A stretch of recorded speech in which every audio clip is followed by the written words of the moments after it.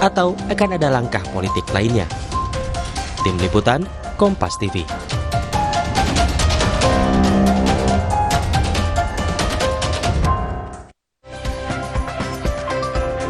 Saudara, Partai Persatuan Pembangunan atau P3 sudah resmi melabuhkan dukungannya kepada Ganjar Pranowo sebagai bakal calon presiden di Pilpres 2024. Dan kini yang menjadi pertanyaan adalah bagaimana nasib dari Koalisi Indonesia Bersatu atau KIB?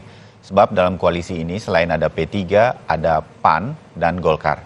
Golkar sementara sudah lama menyebut bakal mengusung atau memperjuangkan Ketua Umum Partai Golkar, Erlangga Hartarto, di Pilpres 2024. Kita akan bahas soal ini bersama sejumlah narasumber yang hadir secara daring untuk Sapa Indonesia Pagi.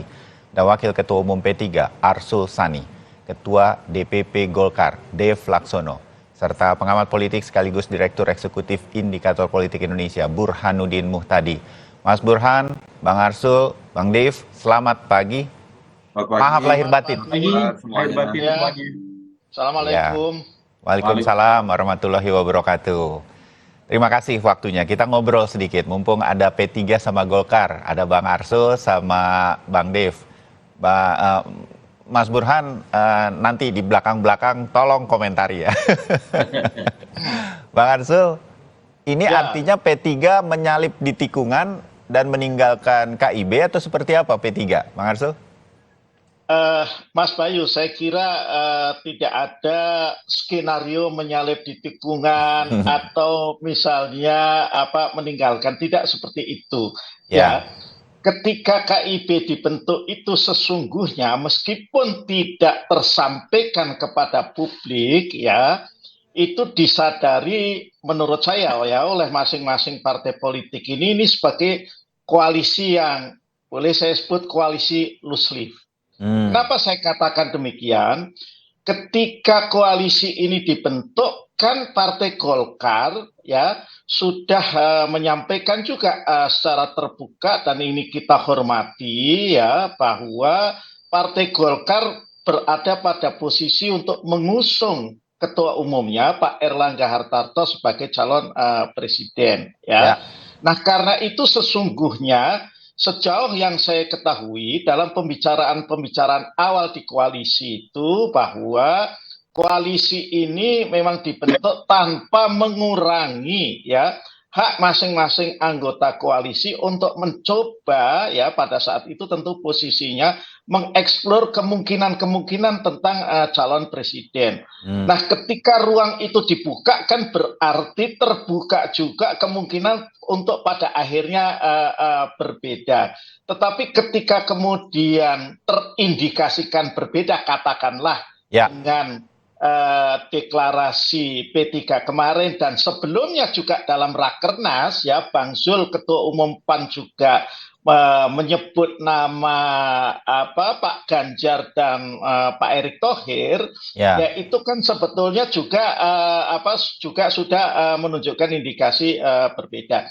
Yang berikutnya lagi saya kira ya pada koalisi ini juga ya meskipun ini tidak terkatakan, tapi yang saya rasakan ada keinginan bahwa koalisi itu bukan cuma sekedar kemudian mengusung pilpres, tapi ada juga keinginan untuk tetap bersama-sama ya dalam pemerintahan yang akan datang, siapapun presiden yang terpilih ya. Jadi itu juga ada sebagai konsekuensi dari tekad sebagai sesama partai koalisi pemerintahan saat ini untuk melanjutkan ya, untuk memastikan kontinuitas ya program-program pembangunan yang saat ini sedang dijalankan dan kemungkinan harus berlanjut pada periode yang akan datang karena belum selesai. Itu Mas Bayu. Baik, terbayang Bang Arsul. Bung Dev, tanggapan Golkar nggak apa-apa ini kemudian P3 kemudian mendukung, maksud saya apakah sudah komunikasi dan lain-lain juga tanggapan Golkar, Bung Dev? Ya kalau mengenai komunikasi kan nanti malam rencananya insya Allah akan ada pertemuan lagi dengan khusus bertiga nih ya.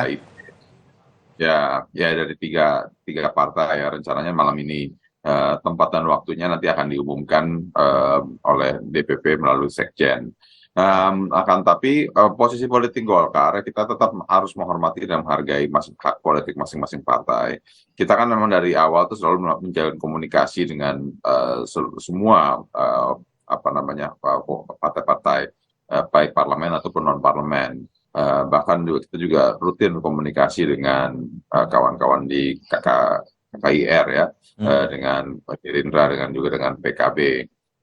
Akan tapi ya kalau Koalisi Indonesia Bersatu ini kan kita memiliki tujuan lebih besar, tujuan lebih panjang, dan jadi ya move politik di sini itu adalah bagian dari dinamika demokrasi, bukan sesuatu hal yang mengagetkan. Ini hal yang lumrah, dan juga nanti sikapnya akan kita putuskan bersama-sama nanti malam, sehingga masyarakat tidak dibuat bingung, dan juga tidak buat bertanya-tanya apapun itu ya. Ini adalah hal yang baiklah di dalam sebuah sistem demokrasi. Yang penting itu adalah sebuah pemerintahan ini berjalan dan juga pemilu itu tetap berjalan sesuai on time. Ini yang memastikan segala macam diksi-diksi ataupun juga narasi-narasi yang menunda pemilu atau memperpanjang periodisasi pemerintahan hari ini itu sudah selesai, bahwa pemilu tetap berjalan dan sudah jelas calon-calonnya itu siapa, dan semua partai politik akan tetap mengikuti aturan yang sudah kita sepakati di dalam undang-undang. Oke, baik Bung Dev. Mas Burhan, dalam pikiran kita kan kalau udah berkoalisi solid dong begitu. Tapi ternyata dari Bang Arsul dan juga Bung Dev, tampaknya ini memang cair sebetulnya. Dari awal Golkar, PAN, dan P3 ini lebih dari siapapun capresnya ada yang lebih besar dari itu. Anda melihat sebetulnya seperti apa? Apakah memang sebuah koalisi boleh cair-cair seperti ini? Dan situasinya seperti apa untuk KIB hari ini akan dipanggil oleh Presiden? Saya meyakini ketiga partai ini ketumnya akan dipanggil ke istana, dan malamnya tiga partai ini akan bertemu. Mas Burhan. Iya, jadi ukuran solid tidaknya koalisi itu terutama dalam pembahasan siapa capres dan cawapres yang mereka usung. Itulah mahkota atau signature-nya koalisi, karena bagaimanapun koalisi presidensial, kita kan hidup dalam koalisi presidensial ya, karena koalisi pada dasarnya trademarknya sistem parlementer. Tetapi dalam sistem presidensial, ukuran solid tidaknya ya diukur melalui seberapa mereka komit untuk mengusung capres dan cawapres yang sama. Kalau ukuran platform, kemudian program kerja, itu menurut saya dalam sistem multi partai yang tidak terlalu jelas jenis kelamin ideologisnya, itu mirip-mirip pada dasarnya antar koalisi partai yang ada. Saya tidak mendapati perubahan atau perbedaan yang tajam antar satu partai dengan partai lain, misalnya dalam soal ekonomi, dalam soal budaya, dalam soal politik. Ya. Pada umumnya mereka punya narasi yang sama. Nah, karenanya perbedaannya dilihat dari siapa capres dan cawapres yang mereka usung. Nah, pada titik ini memang koalisi Indonesia Bersatu itu relatif kurang diuntungkan dibanding koalisi atau poros yang lain. Baik, koalisi atau poros yang lain kan umumnya punya capres yang kompetitif secara elektoral. Koalisi Perubahan punya Anies Baswedan, PDI Perjuangan punya Ganjar Pranowo, kemudian koalisi KIR punya Prabowo. Belum diputuskan, tapi setidaknya antara dua ketua umum, yaitu Gerindra dan Ketua Umum PKB, Iskandar. Itu ada salah satu tokohnya yang secara elektoral itu kompetitif. Nah, kalau kita lihat koalisi Indonesia Bersatu, dengan segala hormat saya dekat sekali sama Pak Agung Laksono, Pak Erlangga, kemudian Pak Mardiono maupun Pak Zul, itu elektabilitasnya sebagai capres kurang kompetitif. Nah, ini yang kemudian mengakibatkan koalisi ini potensial goyah dari awal. Karena bagaimanapun glunya nggak ada. Glue untuk mengikat mereka komit mengusung capres dan cawapres yang sama. Karena partai dimanapun, Bayu, itu pengen menang. Nggak ada partai yang pengen kalah. Untuk menang, mereka harus mengusung capres yang secara elektoral punya potensi menang. Nah, sejak munculnya Anies Baswedan sebagai capres koalisi perubahan itu mekanisme kompetisi elektoral seperti dipaksa untuk masuk pada level popularitas elektabilitas. Ya. Nah, ini yang kemudian mengakibatkan koalisi Indonesia Bersatu menjadi kurang kompetitif karena tidak ada capres yang dianggap potensi menang. Ya, berarti saya ke Bung Dev, apakah Golkar tetap akan mengusung Erlangga Hartarto, Pak Ketum, atau mungkin nanti akan ada perubahan?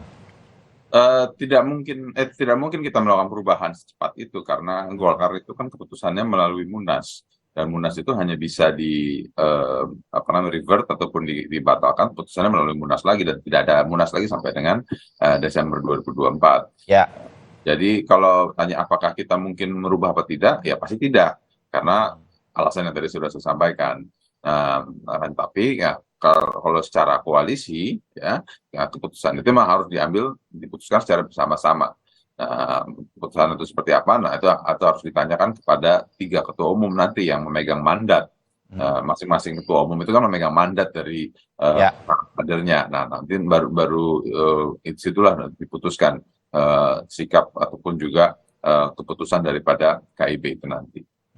Oke, jadi tetap akan ada nama Pak Erlangga Hartarto, tapi bisa saja mungkin bukan bakal capres, tapi bakal cawapres. Hal-hal mungkin itu bisa terjadi, Bung Dev.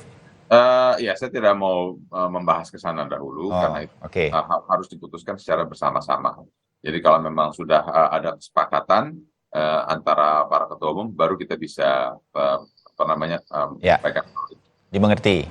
Mudah-mudahan nanti setelah malam besok atau jangan-jangan besok pagi kita ketemu lagi aja ya, biar saya jadi tahu atau pemirsa Kompas TV jadi tahu gitu ya perkembangan nanti malam.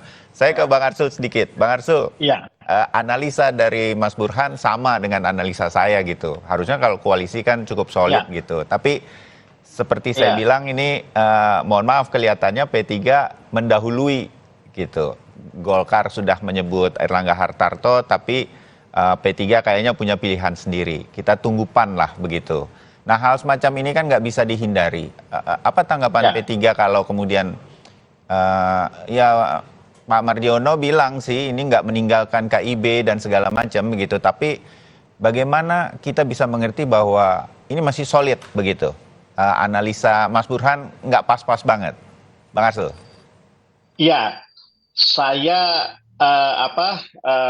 tentu ketika 3 orang ketua umum itu bertemu sebelumnya kan saya tidak ada di situ ya. Tapi saya punya keyakinan bahwa kemungkinan perbedaan itu juga sudah diantisipasi. Yang disampaikan oleh Mas Burhan itu memang benar. Jadi memang KIB itu koalisi yang agak keluar dari pakem tradisional koalisi, Mas Burhanuddin, gitu ya. Nah, dari awalnya seperti itu. Karena logiknya ya, kalau kemudian pakem tradisional itu dipergunakan, maka harusnya begitu ada KIB, PAN dan P3 itu harus kemudian menerima Pak Erlangga Hartarto ya untuk menjadi capres koalisi. Karena apa? Karena posisi Golkar pada saat itu sudah jelas mencapreskan Pak Erlangga. Nah, maka itulah meskipun itu tadi barangkali sangat tidak lazim, kami itu kan mencoba karena bisa saja dalam politik ini kan dinamis ya. Ada kemudian perkembangan sejak KIB itu dibentuk sampai katakanlah menjelang pendaftaran capres cawapres ke KPU. Dan saya kira perkembangan itu masih mungkin terjadi, apalagi seperti yang dikatakan Mas Dev tadi, bahwa itu akan dibahas tentu dalam pertemuan 3 ketua umum partai itu pada hari ini, atau pada sore atau malam hari ini. Jadi, Bang Arsul, boleh tahu nggak? Mohon maaf saya potong. Penasaran saya, mengapa P3 memilih untuk lebih dulu menyatakan dukungan ke Ganjar, tidak kompak bertiga atau ngobrol dulu? Kalau pertemuannya nanti malam baru besok diumumkan, Bang Arsul? Saya kira kan begini, barangkali pertemuan tidak, tapi komunikasi tetap jalan. komunikasi itu tetap jalan. Hanya kan kemudian ini komunikasi tertutup ya. Karena tiga ketua umum ini itu memang punya komunikasi yang intensif sesungguhnya. Hanya kan tidak semua diketahui oleh publik kok. Jangankan publik, kami saja tidak semuanya tahu, kecuali tentu kemudian disampaikan oleh ketua umum masing-masing. Ya. Jadi, tetapi kan kalau kita lihat tidak ada kemudian yang merasa ditinggal, ditelikung ya. Bahkan ketika sekali lagi Mas Zulhas itu dalam Rakernas PAN itu menyebut soal Pak Ganjar dan Mas Erik, bahkan sudah lengkap itu. Kan kemudian tidak kemudian merasa P3 dan Golkar itu ditinggalkan. Karena saya yakin itu dengan kesadaran bahwa dinamika itu masih akan terus tetap berlangsung, Mas Bayu.